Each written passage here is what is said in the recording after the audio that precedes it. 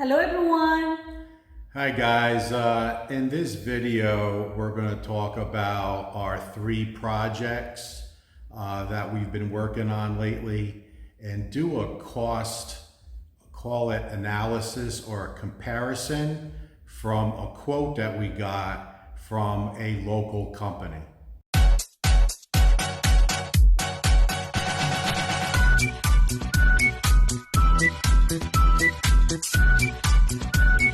All right, I think this is going to be an interesting video because it is going to showcase, for at least in this area of Negros Oriental, where contractors or businesses just simply take advantage of people who are trying to build or do projects. I don't know a better word to use. I mean, to use the word scam may not be fair, but just charge high prices, I guess thinking that the foreigner, in this case me, is just rolling in the dough and just not in the know. So I'm gonna do a comparison of 3 projects. So the first one is our wall where we raised 2 panels.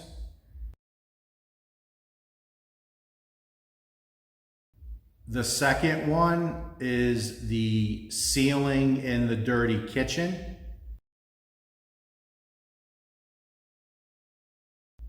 And the third one is the wall that we are actually going to install to separate the carport from the dirty kitchen.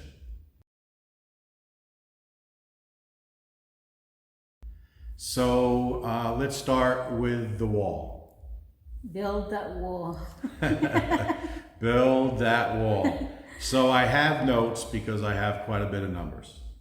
All right, so the first thing is I'm going to show you an actual quote from the business person that came on site and looked the jobs over, the 3 jobs, and gave us this quote for the 3 jobs.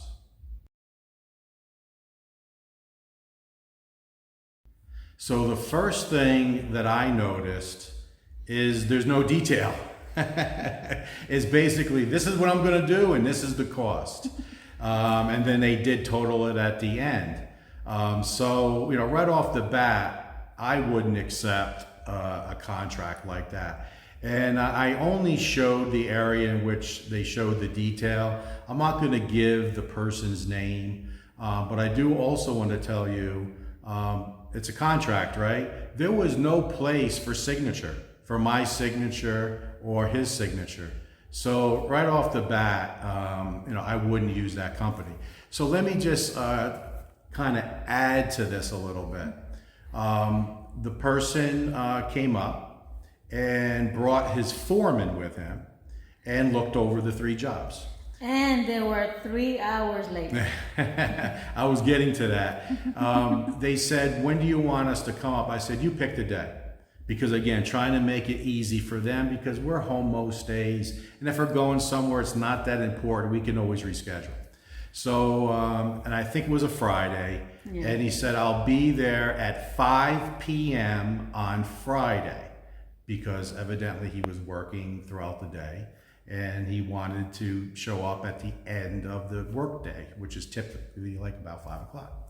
So I said, that's fine. And I think it was Wednesday when he said that. So Wednesday he said, I'll be there Friday at 5 o'clock. Now we happen to have a birthday party to go to at 2 p.m. that day, and it's about 30 minutes away. So I said to Wilma, you know, we're just gonna have to leave the birthday party a little soon because we need to be here when the person arrives. So we go to the birthday party, we leave before the cake was cut to be here at 5 o'clock. And we were here at 4:45 and the person didn't show up. And it was a little before 8 when they showed up. So just about 3 hours late. Person didn't say anything. No message. No message saying, I'm running late or can we reschedule. We did have each other's Facebook Messenger because that's how we were communicating. Just no communication. So right off the bat, for that alone, most people, including us, would not use that person. But we let the person go through the dog and pony show and basically handed us what you just saw, which was a makeshift quote with no detail. But the costs were there, and that's the cost that I want to use for this video. So he put 51,339 pesos to extend the wall exactly the way we just did it, 2 panels. We did it all in. Block, cement, rebar, labor, and paint. And even the scaffolding, that was 900 pesos. I even put in the cost of the cocoa lumber that we had to buy, 900 pesos worth, to make that scaffolding. I added that in. 14,700, all in. So that's 29%. We did it for 29% of the cost.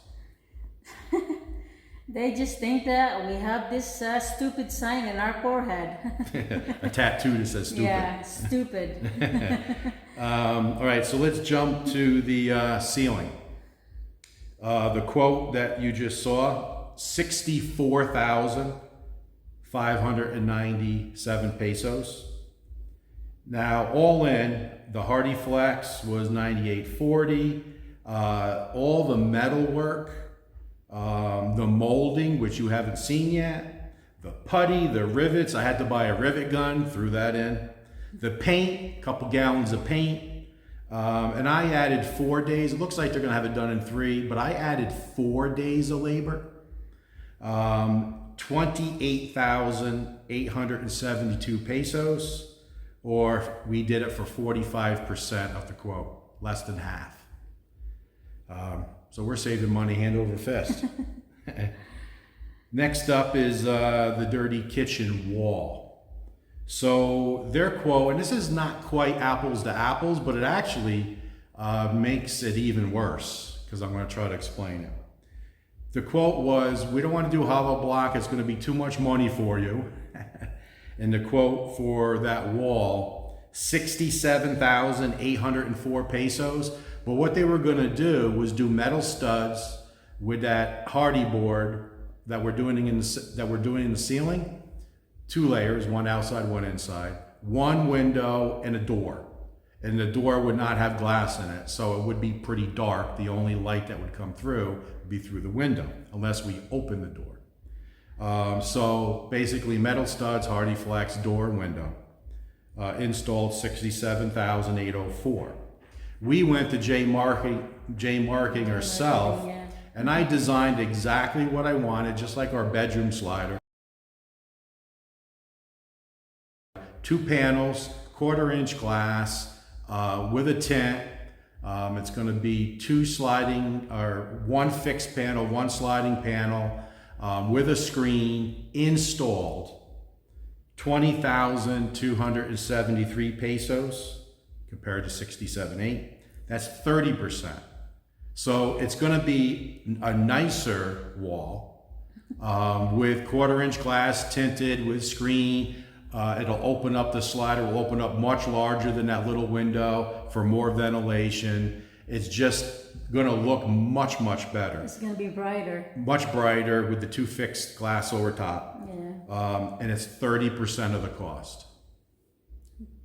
Unbelievable. Right? Just So that's just another bit of Yeah. information. well, we live and learn, just it's hard. I can't describe it. It's hard to find the words. Yeah, Right? I can't find the right word. Yeah. It's It's just very difficult to kind of comprehend. Now, this happens all over the world. This is Yes. not exclusive to the Philippines. We know that. But this channel's about building in the Philippines. So we're talking about the Philippines. Negros Oriental. Yeah, and we're not especially even this- talking about Luzon or Bohol Yeah. or Leyte or, the Manila area. I'm sure there's issues there as well, but we're talking about Negros Oriental in the Dowan area. This is a real life example that just happened. It's live. I mean, you guys are watching the videos of us, you know, as we're progressing through the projects. But I thought that this video would be interesting because we're really trying to do our best as Building the Philippines, is just giving the 10%ers, the foreigners and the Filipino wives that are either here now looking to build or thinking about moving to the Philippines, thinking about retiring to the Philippines. You're on the fence if you want to just rent for the rest of your life or build. And, you know, a lot of people come over here thinking like they're in their home country. When we built our home in the US, it was much different. And I'm sure there's a lot of issues with builders in the US, but we didn't experience that. You know, we had a contract, this is what was supposed to be done, and at the end of the day, it got done. And they wanted to get done quickly because they wanted to move on to the next project. Here, it just seems like some, not all contractors, not all engineers, not all people who have businesses that are looking to do projects like we're doing now, gives the foreigner price, if you want to call it. But what else could you call this? Skin tax. What else can you call it? There's really no other. I mean, they're just trying to make just a tremendous amount of profit off of a foreigner. So the question really needs to be, and you know, again, would they do that to a fellow Filipino? I don't know. You would have to comment what you think. Would someone that lived here all their life say 51,339 pesos for just a little bit of block? I think it was 71 hollow block, right? 71. Yeah, to be exact. they used 71 hollow block with some rebar and, you know, some cement and sand and stuff like that. Would a local Filipino pay that price? I think the answer is no. So I guess they just throw it out there and see if someone like myself, where they just have this belief that this money grows on trees in our home country. And we have a dollar sign right here in her forehead. Yeah. And again, we're not saying it's everyone, but it just seems like, and I use the number 8 out of 10 have issues. And we're getting very, very close because I'm still taking some notes because I want to be fair to the contractors and the builders. So when we do the video about just plain issues, we're going to add in issues with real estate agents that we know of, issues with attorneys, issues with architects. You know, we're going to talk about all the different facets of either real estate or building a home or renovating a home. We want to kind of give the full gamut because we just don't want to pick on the contractor because that's not fair. Is there a lot of contractors out there that do fantastic work? Yes, of course. That sure is. But it just seems like, and maybe because of our channel and with all the people that contact us, in fact, you can look at the video that we just put up a couple days ago. Look through the comments. Yeah. There's comments in there and someone says, you know, I just got burned in Dumaguete and I'd love to share my story, but I don't want to share it on a comment. You know, can I send you the information privately? And that's what you guys normally do. So we get the bad story. So maybe we're getting a higher percentage than, you know, someone else, but it just seems like you really need to be on guard. All the time. You really need to try to understand what things cost. You need to have a little bit of luck and a little bit of street savvy, you know, not to get taken advantage of. It would have been easy for me. I'll just pick on the wall, 51,000. Yeah, go do it. Go do it. It's $1,000. Yeah. Do it. I'll be down at the bar or I'll be down at the restaurant. I'll be scuba diving. I'll be sitting here watching TV. Go ahead and do it. I'll sit back. And then they would have done it. And I'm sure it would have been a great job. I would have handed them the 51,000 and out the door they would have went. And I would have said, what a great job they did. I could have done that, but why would I want to throw my retirement dollars away? What would be the reason for that? We had to go buy all the material. That took time. We had to buy the paint and the brushes and the rebar and order the sand and the cement. You know, so there's work to be done. But heck, 14,700 minus 51,000, you know, that's almost 40,000 pesos, 35,000 pesos. It's worth it. That we saved. I think it's worth it by just running around picking up some items. Now, if we didn't have a truck, that would play a factor, you know. So all we're trying to do for you guys is just to try to arm you with a little knowledge. Knowledge is power. And the more information you have, the better off you'll be when you get to that point. Because it is sad, and I've said this many times, and I want to say it again. We've had so many very nice couples in this house, and often in tears, where the Filipina will actually be in tears, where they went through the process, got taken advantage of, and they're out their retirement dollars. And we've heard things like, I think we're going to have to go back to work. I think we're going to go back to our home country. You know, we hear stories like that. And it's just not the course that all these people thought was going to happen when they were planning their retirement, you know, a year, 2 years ago, 5 years ago, 10 years ago. You're thinking that you're going to enjoy yourself and you're going to save up all these retirement dollars and you're going to build this beautiful house and you're going to move in. And, you know, everything is going to be rosy and beautiful, and it's not the case, guys. So, again, the more information we can share, I think the better off everyone is. Yeah, because it's just more stressful for some reason here when you're building a home. Yeah. Just because you had to watch who's being honest with you and who's trying to take advantage of you. And so you just have to always be aware. And it's hard to know, right? It's hard. It's hard to know because when you sit down, some of these people are pretty sharp, right? Yeah. You think you have all the street smarts and you can read the room. Like we always say, we can read the room. It's not always the case. So, you know, some of these guys are pretty good at, you know, telling you that, oh, this is going to be easy and you're getting a great price. And, you know, look, I'm getting a discount here for you and a discount here. And it's all not true. But again, there is vendors, and I'll go back to our solar guy. Our solar guy, again, never met him before. He came up to the house. Of course, you know, my radar is up trying to listen, right? My scamdar is on high alert. And I even told him when I interviewed, if you guys remember, when I interviewed him out at the Kubo, I even disclosed to him, you know, I was a little leery about picking you because you were a new company and, you know, it's a lot of money.